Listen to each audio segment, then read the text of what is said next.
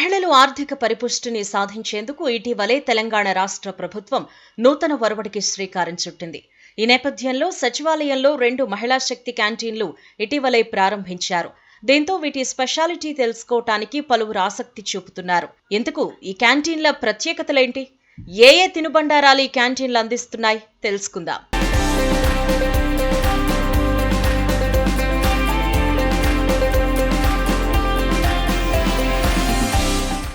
2 మహిళా శక్తి క్యాంటీన్లను ఇటీవలే సచివాలయంలో గ్రాండ్ గా ప్రారంభించారు. బీహార్లో 2018 నుంచి విజయవంతంగా కొనసాగుతున్న దీదీకి రసోయి తరహాలో మహిళా శక్తి క్యాంటీన్లను నిర్వహించనున్నారు. రాష్ట్ర వ్యాప్తంగా మహిళా సంఘాలకు ఈ క్యాంటీన్ల నిర్వహణ అప్పగించనున్నారు. కలెక్టరేట్లు, ఆసుపత్రులు, దేవాలయాలు, బస్టాండ్లు, పారిశ్రామిక, పర్యాటక ప్రాంతాలు, ప్రభుత్వ కార్యాలయాల వద్ద మహిళా శక్తి క్యాంటీన్లు ఏర్పాటు చేయనున్నారు.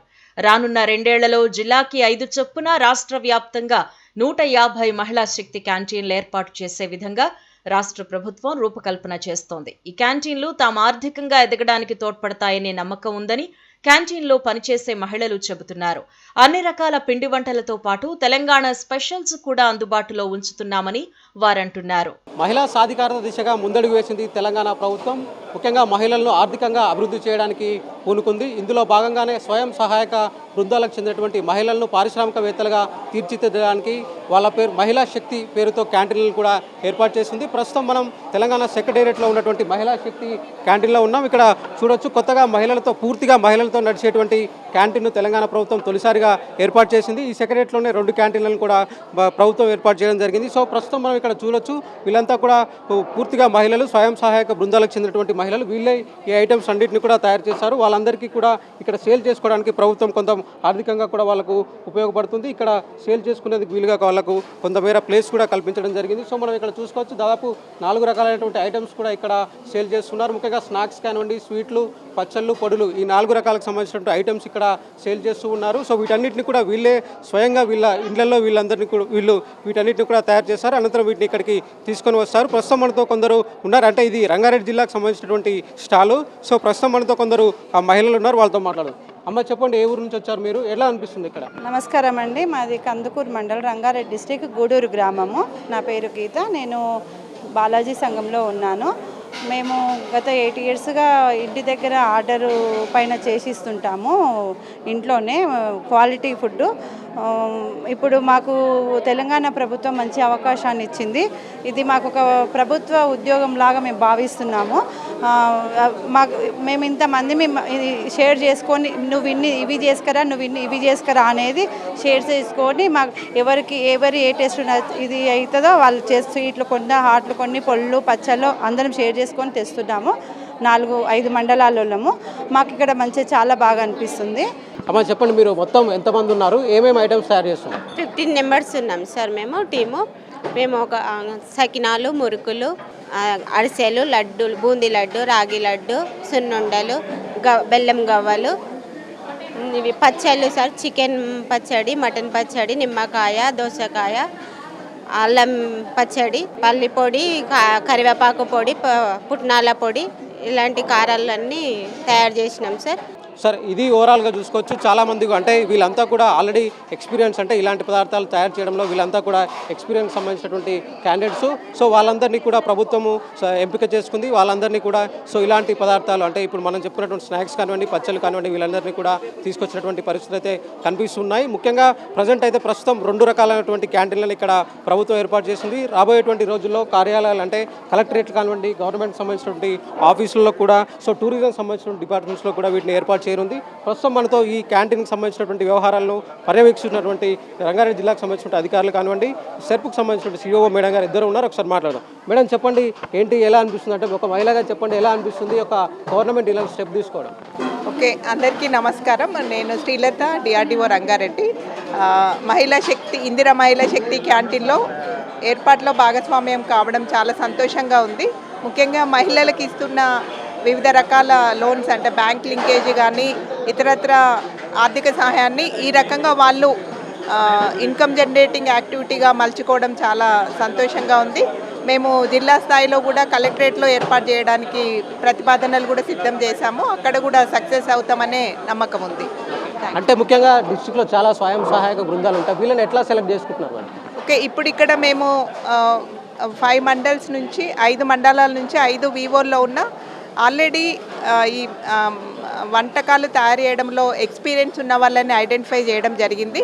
5 వివోల నుంచి 15 మందిని సెలెక్ట్ చేయడం జరిగింది. వీరికి ఇంతకుముందే ఇదే పనిలో వీళ్ళు ఉన్నారు కాబట్టి ఇక్కడ బాగా చేయగలుగుతారనే నమ్మకంతో మేము తీసుకోవడం జరిగింది. వారికి ఒకరోజు మేము నితంలో ట్రైనింగ్ ఇచ్చి ఇక్కడ మేము ఇందిరా మహిళా శక్తి క్యాంటీన్ ఏర్పాటు చేయడం జరిగింది. సో మేడం మీరు చెప్పండి, సో ఇన్ని రోజులు వీళ్ళంతా కూడా చిన్న చిన్న హోమ్ ఆర్డర్ తీసుకొని అవి తయారు చేస్తున్నారు. సో ఇది ఒకటేసారి పెద్దగా ఎలా వచ్చింది, వీళ్ళకు ఎట్లా మీరు ఆర్థికంగా ఎలా హెల్ప్ చేస్తారు, వీళ్ళు ఇంత పెద్ద యూనిట్స్ ఏర్పాటు చేసుకోవడానికి ఎలా సహాయపడుతున్నారు?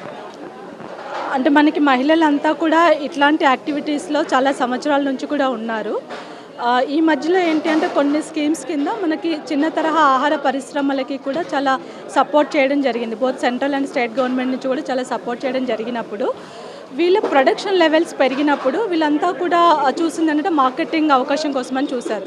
సో ఇది ఆలోచించినప్పుడు ఎక్కడైతే మార్కెట్ డిమాండ్ ఎట్లాంటి ఆహార పదార్థాలని లేకపోతే మిగతా వాటిని కోరుకుంటుందో ఆ విధంగా వీళ్ళని తయారు చేసేటట్టుగా ముందు వీళ్ళకి కొన్ని రకాల ట్రైనింగ్స్ ఇప్పించడం జరిగింది. National institute of tourism and hospitality మేనేజ్మెంట్లో ఇది ప్రాపర్గా అంటే రెస్టారెంట్స్కి వెళ్ళేటువంటి చెఫ్స్ని తయారు చేసేటువంటి సంస్థ. సో వాళ్ళతోటి వీళ్ళకి ట్రైనింగ్ ఇప్పించడం జరిగింది. సో అక్కడ ఏంటి అని అంటే వీళ్ళు క్వాలిటీ ఇన్పుట్స్ ఎట్లా ఇంక్లూడ్ చేసుకోవాలి, లైక్ ఆయిల్ లాంటిది కానివ్వండి, లేకపోతే చేసే విధానంలో ఎట్లాంటి హైజీన్గా చేయాలి అనేటువంటివి వీళ్ళు ఒక 3 days ట్రైనింగ్ అవ్వడం జరిగింది. అయిన తర్వాత వీళ్ళకి బ్రాండింగ్ అండ్ మార్కెటింగ్ ఒక సంస్థని మేము ఎంపానల్ చేసుకొని అందరికీ ఒక కామన్ బ్రాండింగ్ ఉంటే దేశమంతా అండ్ రాష్ట్రం అంతా కూడా మహిళా శక్తి అంటే ఇవి డ్వాక్రా మహిళలు తయారు చేసినటువంటి ఉత్పత్తులు అనేటువంటిది తెలియచేయడం కోసం అని చెప్పేసి ఒక కామన్ బ్రాండ్ ఒకటి తయారు చేయడం జరిగింది. సో మీరు చెప్పండి మేడం, అంటే ఇది ఒక క్యాంటీన్ ఏర్పాటు చేయడానికి ఎంత ఖర్చు అవుతుంది? సో ఆర్థికంగా మీరు ఎట్లా వాళ్ళకి భరోసా కానివ్వండి ఎలా హెల్ప్ చేస్తున్నారు గవర్నమెంట్ సైడ్ నుంచి?